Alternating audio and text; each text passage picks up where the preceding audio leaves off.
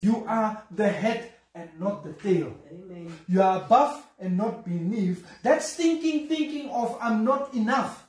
While God has already been proven to you. He has anointed your head.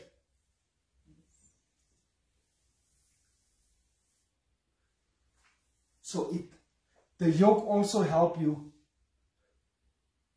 to have anything that you can almost say a spiritual mind infection.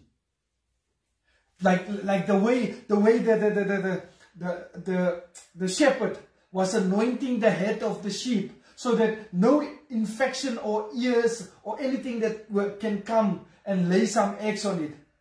It's the same thing. God's anointing stopping you from having a spiritual infection. Amen.